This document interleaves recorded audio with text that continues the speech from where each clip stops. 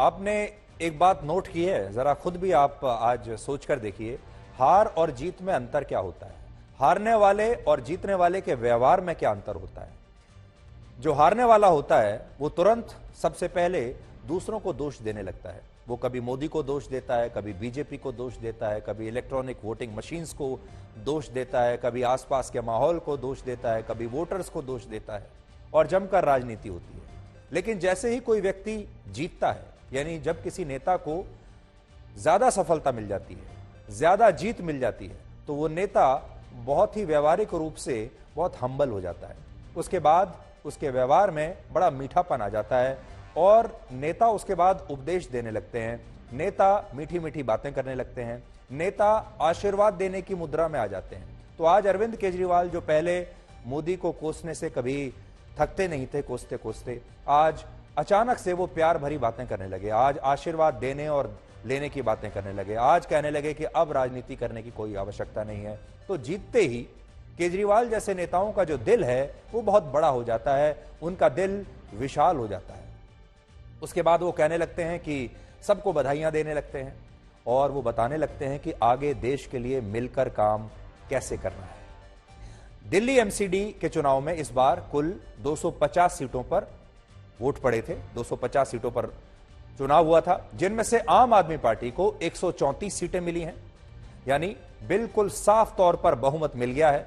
BJP को 104 सीटें मिली और कांग्रेस पार्टी को सिर्फ 9 सीट मिली, यानी आम आदमी पार्टी ने पिछली बार के मुकाबले 86 सीटें ज्यादा जीती हैं, जबकि बीजेपी को पिछली बार के मुकाबले 77 सीटों का नुकसान हुआ है और कांग्रेस को इस बार 21 सीटें पहले के मुकाबले कम मिली हैं और वो अब एक सिंगल डिजिट पार्टी बनकर रह गई है, एक क्षेत्रीय पार्टी से भी छोटी पार्टी बनकर रह गई है। दिल्ली के इन नतीजों में आज देश भर के लोगों के लिए कई बड़ी बड़ी बातें छिपी हैं।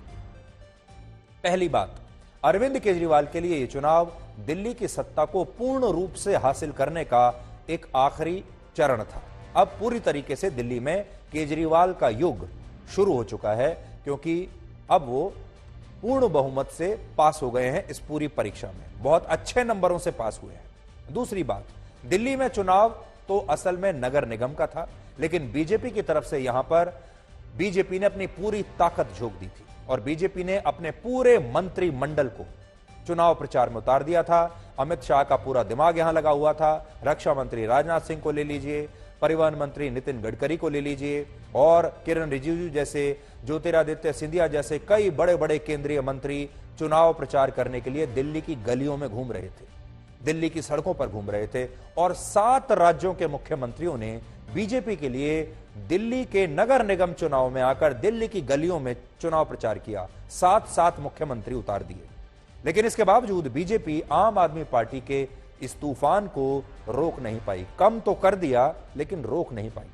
तीसरी बात, इन नतीजों से यह साफ है कि दिल्ली में मुफ्त बिजली, मुफ्त पानी का फॉर्मूला अब सुपरहिट हो चुका है और केजरीवाल ने अब लोगों को इसकी आदत लगवा दी है। इसके बाद दिल्ली के लोग इस आदत से कभी भी छुटकारा नहीं पाएंगे। और चौथी बात यह कि दिल्ली में इस समय सत्ता के 3 केंद्र हैं, 3 पावर सेंटर्स हैं। पहला है सबसे जो नीचे के स्तर पर अगर आप देखें तो वो होता है एमसीडी, नगर निगम। ये सबसे नीचे का के स्तर का सत्ता का केंद्र होता है, जिसे केजरीवाल ने आज जीत लिया। दूसरा होता है दिल्ली की विधानसभा, जिस पर केजरीवाल का पहले से कब्जा है और वो मुख्यमंत्री है।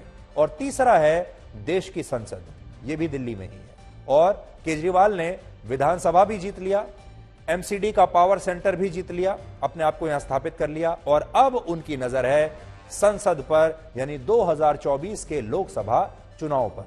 और केजरीवाल शुरू से सपना देखते थे कि वो एक दिन राष्ट्रीय नेता बनेंगे, एक दिन देश के बड़े नेता बनेंगे। और अब जब उन्होंने एमसीडी का चुनाव जीत लिया है निचले स्तर पर, विधानसभा का चुनाव लगातार जीतते ही आ रहे हैं, मुख्यमंत्री बन गए हैं, अब वो 2024 में ये देखेंगे कि वो लोकसभा में ज्यादा से ज्यादा कितनी सीटें जीत सकते हैं। दिल्ली के नतीजों का एक पहलू यह भी है कि एग्जिट पोल्स ने जो अनुमान लगाया था उसके ठीक उलट बीजेपी ने आम आदमी पार्टी को कांटे की टक्कर दी है और बहुत अच्छा चुनाव लड़ा। अगर आप T20 मैच के हिसाब से देखें तो ये जो मैच है, ये अगर आखिरी बॉल नहीं तो आखिरी ओवर तक तो जरूर गया और बीजेपी ने आखिरी ओवर तक हार नहीं मानी। आम आदमी पार्टी को बीजेपी से सिर्फ 3% ज्यादा वोट मिले, यानी दोनों में जो फर्क है सिर्फ 3% का है। आप देख लीजिए, आम आदमी पार्टी को 42% वोट मिला है और बीजेपी को 39.1% वोट मिला है। कांग्रेस को 11.7 वोट मिले हैं और अन्य को 7.2% वोट मिले हैं।